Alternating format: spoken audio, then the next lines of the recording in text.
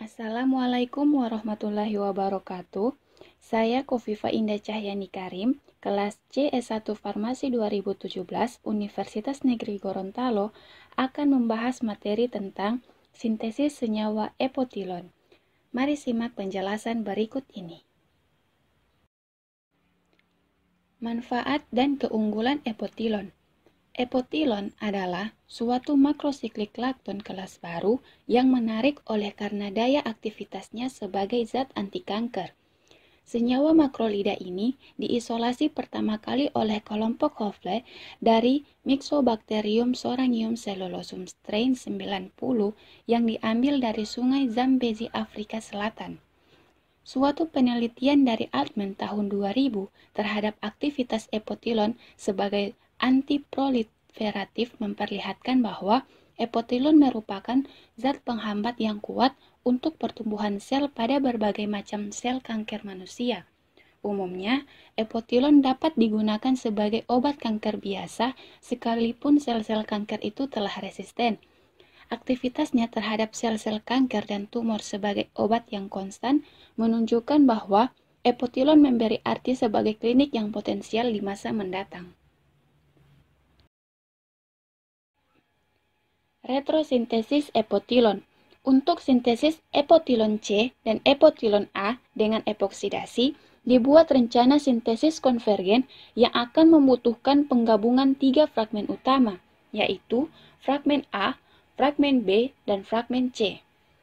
Kriteria penting untuk rute ini adalah melakukan pekerjaan dengan cara yang efisien dan bersih, hanya menggunakan reagen, penarikan atau pengambilan, dan teknik menangkap dan melepaskan.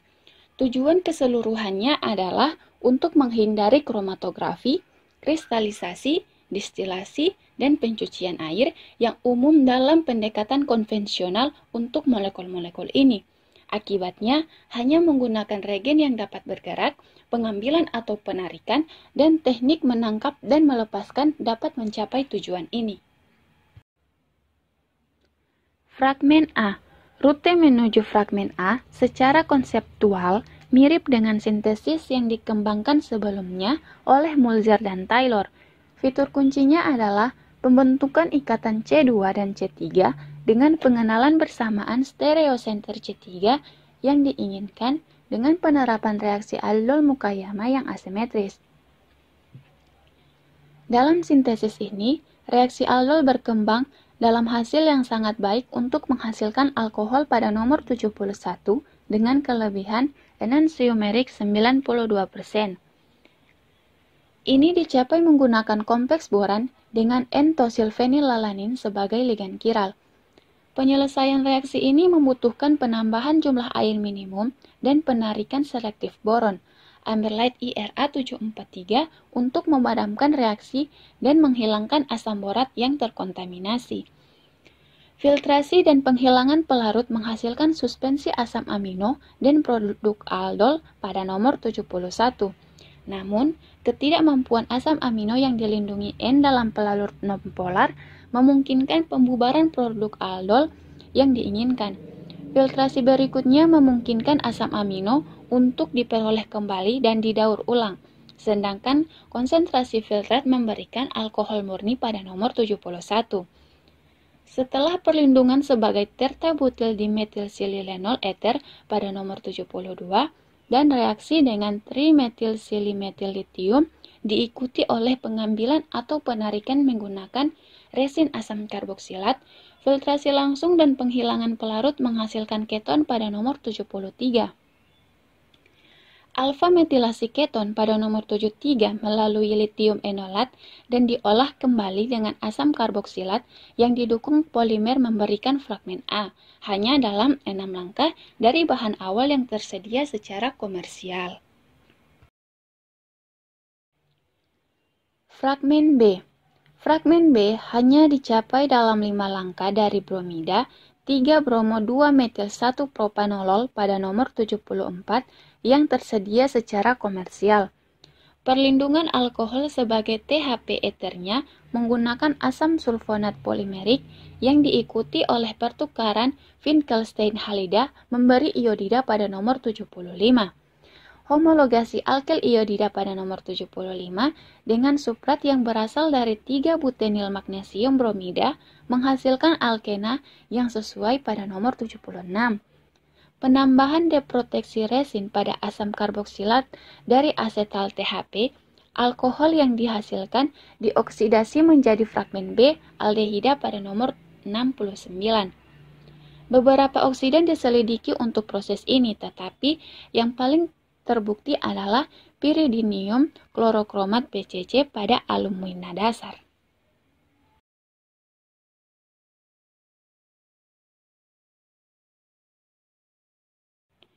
Fragmen C.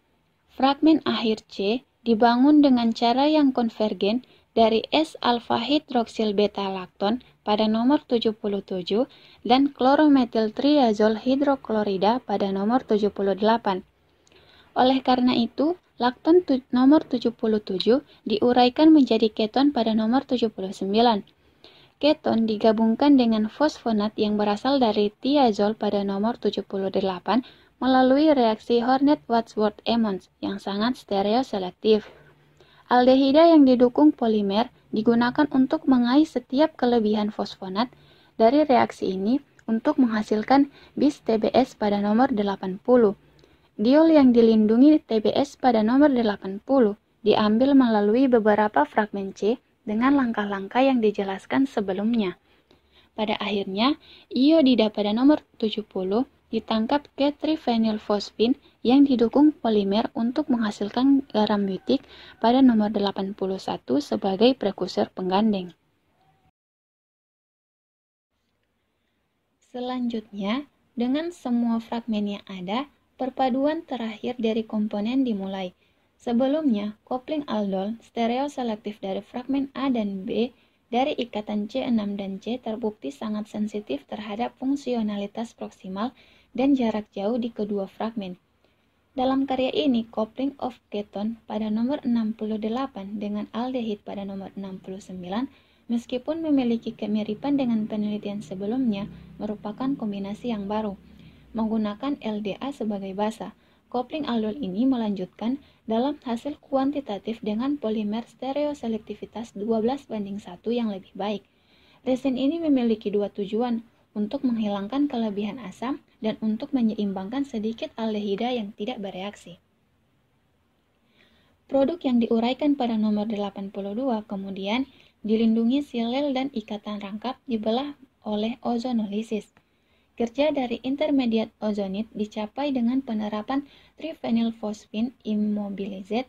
Ini adalah prosedur yang sangat baik karena trifenilfosfin oksida yang diproduksi dalam pemeriksaan soluti normal dan dalam kimiawi menyebabkan kesulitan praktis yang sering membutuhkan pemisahan kromatografi multipel untuk mendapatkan bahan murni. Di sini, penyaringan sederhana sudah cukup. Garam fosfonium yang terikat resin yang berasal dari fragmen C diperlakukan dengan kelebihan natrium heksametildilsilazida atau NaHMDS diikuti dengan pencucian dengan THF anhidrat untuk memberikan hasil bebas garam yang dapat diisolasi. Ini digabungkan secara stereoselektif untuk memberikan cis olefin yang membutuhkan aplikasi dari larutan asam metanol encer, asam camphonolfonat untuk menghasilkan penghilangan selektif dari kelompok pelindung TBS untuk memberikan alkohol gratis pada nomor 84. Proses ini membutuhkan langkah penggerusan terpisah menggunakan penggerak resin karbonat untuk menghilangkan asam dengan produk samping MEOTBS yang mudah menguap dihilangkan dengan tekanan rendah. Kata siklik tetra N-propilamonium perutenat TPAP oksidasi alkohol pada nomor 84 diikuti dengan penyaringan melalui bantalan silika gel untuk menghilangkan produk samping morpolin dan rutenium memberikan aldehida antara yang segera dioksidasi menjadi asam yang sesuai dengan menggunakan teknik modifikasi yang dikembangkan prosedur sebelumnya. Akhirnya, desitilasi selektif sebelum makrosiklisation akhirnya dicapai dengan menggunakan larutan tetrabutil amonium fluorid atau TBAF dari intermediat pada nomor 85. Fluorid atau resin asam lainnya menyebabkan campuran kompleks. Sebagai konsekuensi dari menggunakan prosedur TBAF, ekstraksi berair diperlukan, dan ini memberikan alkohol murni yang tidak dilindungi pada nomor 85. Ini adalah pencucian air pertama dan satu-satunya yang digunakan dalam seluruh sintesis hingga saat ini. Langkah-langkah terakhir untuk epotilon A pada nomor 67 hanya memerlukan aplikasi prosedur makrolaktonisasi Yamaguchi menggunakan PSDMAP dan pemurnian tangkapan dan pelepasan untuk menghasilkan epotilon C pada saat epoksidasi dengan DMDO epotilon A diperoleh. Tanpa keraguan, sintesis ini merupakan kemenangan bagi kegunaan reagen yang didukung dengan teknik penarikan atau pengambilan untuk perakitan molekul kompleks multisteo. Stereoselektivitas tinggi dan hasil keseluruhan dalam sintesis epotil A ini sebanding dengan yang terbaik dari semua jenis rute jika sebelumnya dan konvensional. Oleh rute yang dibahas, molekul yang lebih besar dikirim dalam 29 langkah dengan urutan linear terpanjang hanya 17 langkah dari bahan yang tersedia.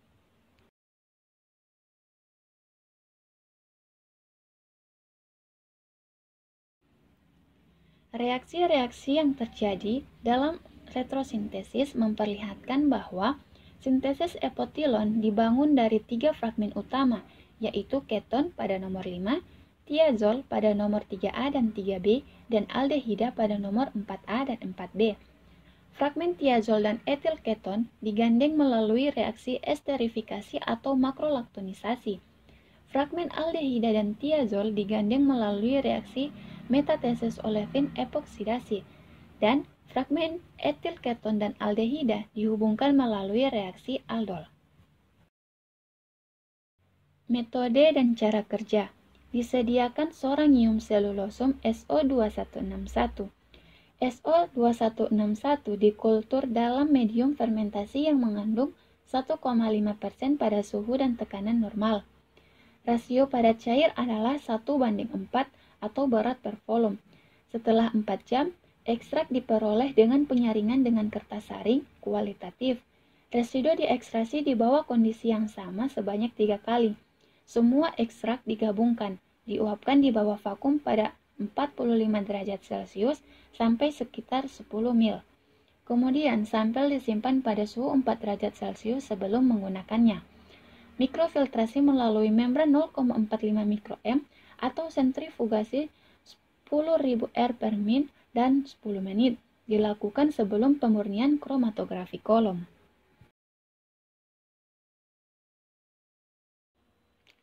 Proses pemurnian.